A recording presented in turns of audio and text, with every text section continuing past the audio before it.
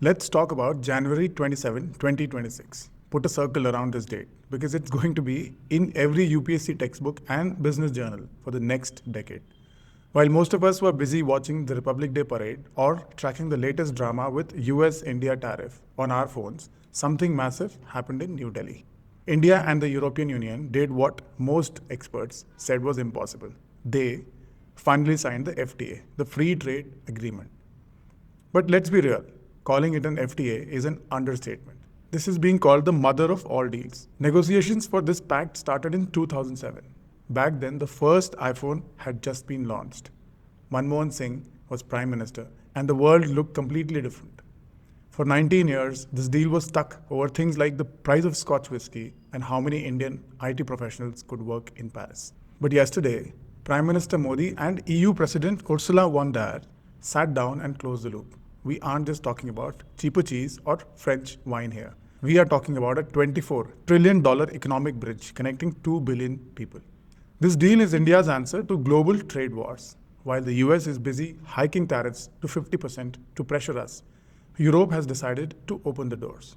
Today we are doing a complete sector by sector deep dive. We're going to look at the showroom deals in autos, massive skill transfer that's about to happen, the hidden defense pacts, and most importantly, why Washington is actually quite annoyed about this. So buckle up, because the map of Indian economy just got a lot bigger. Now, let's get into stuff you're going to see and feel in your daily life. First up, the showroom. If you ever looked at a BMW, a Mercedes, or an Audi and thought, why does this cost twice as much in Delhi as it does in Berlin? The answer was always the 110% import duty. But under this deal, the duty is crashing down to just 10%.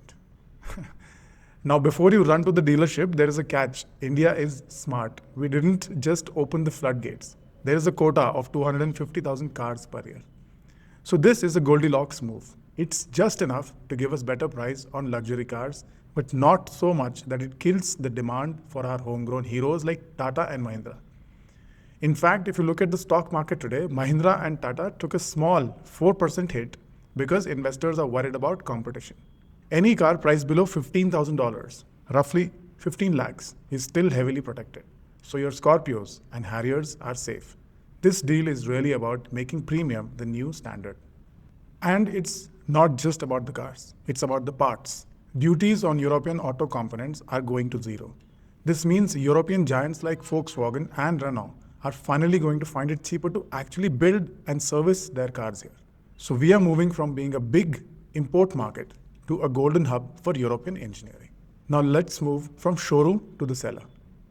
India has always been one of the toughest markets for European spirits.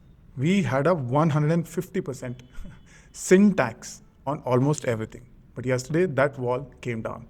Tariffs on Scotch, French wines, and spirits are being slashed. Initially to 75% and eventually all the way down to 40% for spirits and 20% for premium wines. But here is the interesting part. The EU isn't just selling us their whiskey, they are opening their doors for our wine. Indian brands like Sula and Fratelli are now getting duty-free access to European markets. Imagine an Indian wine being a top seller in a Parisian bistro. That's the level of reciprocity we are talking about. And good news for the foodies. This is the olive oil and pasta revolution.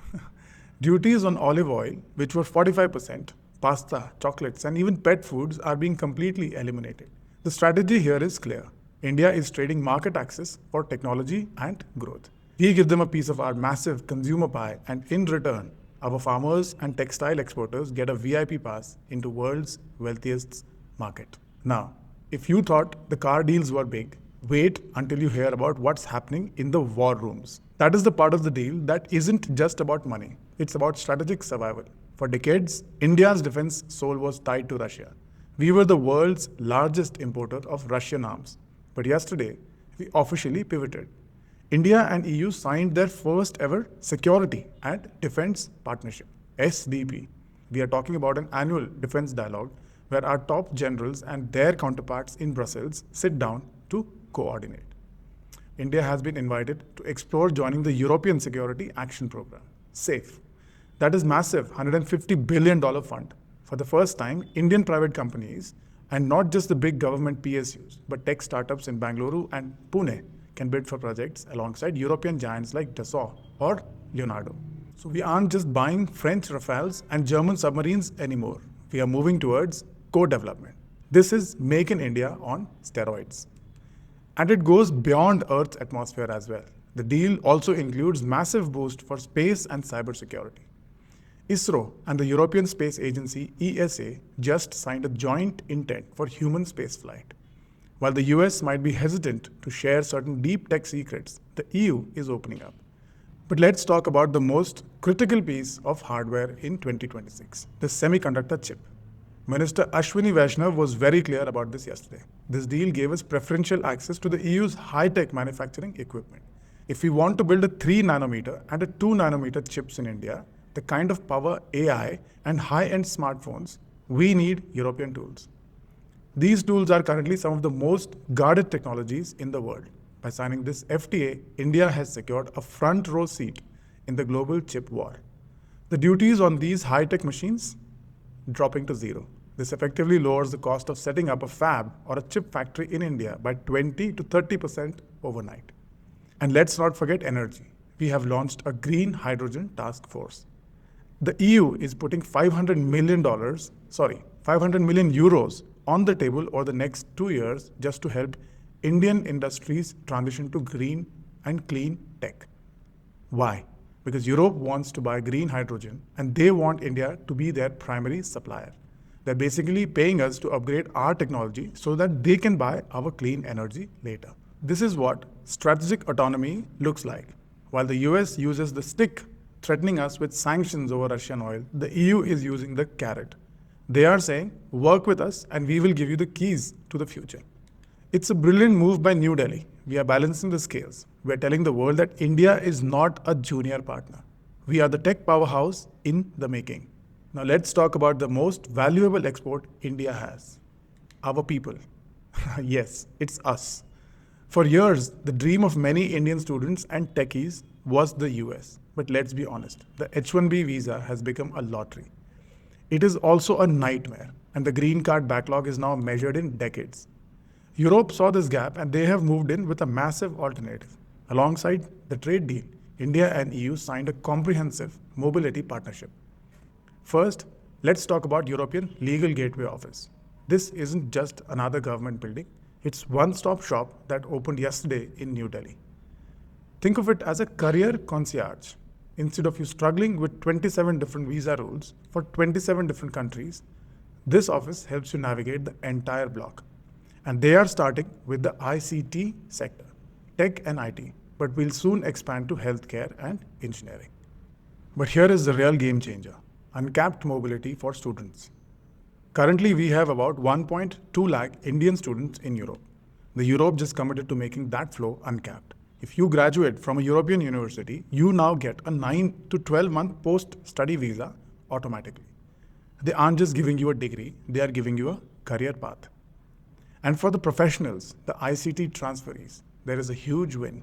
If you are working for an Indian company like TCS or Infosys and they send you to a project in Munich or Paris, your family and dependents now get an automatic entry and work rights. This has been a huge pain point for Indian families for years, and it finally seems like solved. But wait, it gets better. Have you ever heard of mutual recognition? Usually, if you are a licensed engineer or a nurse in India, your qualifications aren't fully recognized in Europe without extra exams and certifications. Under this deal, India and EU have launched an education and skills dialogue. The goal is to align India's national qualifications framework with the European one. We are moving towards a world where an Indian degree is as good as a European one in the eyes of the recruiter in Brussels. We are even seeing this first skills accelerator being set up. European companies are partnering with the Skill India mission to train our youth here in India on European standards, whether it's high-end welding or German cars or coding for French aerospace.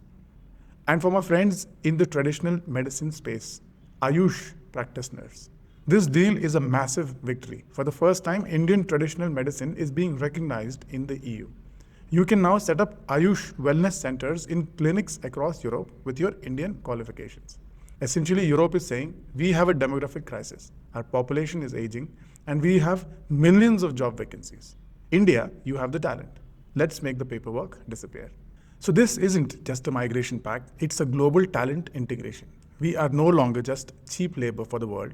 We are becoming the professional engine for the European continent after this deal. Now, let's get into the spicy part, the global drama. You see, trade deals aren't just about business, they are about leverage. Right now, India just played a masterstroke on the global chessboard. First, let's look at Washington. Treasury Secretary Scott actually went on TV yesterday and called this deal the ultimate act of irony and stupidity. Why so much salt? Because for the last year, the Trump administration has been using the stick approach with India. They slapped us with 50% tariffs, 25% as a base, and 25% specifically as a Russian oil penalty. The goal was to choke our economy until we stopped buying discounted Russian crude. Washington's logic was, if we make it expensive enough for India to sell to US, they will have to listen to us. But New Delhi did something they didn't expect. Instead of bowing down, we walked over to Brussels. By signing this deal with the EU, India has effectively found a 20 trillion bypass. If the US won't take our textiles or engineering goods without a 50% tax, we will just send them to Germany, France, and Italy for zero duty. Scott Bessent's big argument is that Europe is financing a war against itself. He says India buys Russian oil, refines it, and sells the diesel to Europe. And now with this trade deal, that flow is going to become an absolute flood. He's essentially accusing the EU of undermining US sanctions. But for India, this is the ultimate validation of multi-alignment. We are proving that in 2026, no single superpower can dictate who we trade with. Now let's look east towards Beijing. For China, the deal is a nightmare scenario. Why? Because the EU has been desperately trying to de-risk from China for years, but they didn't have a big enough alternative. And now they do.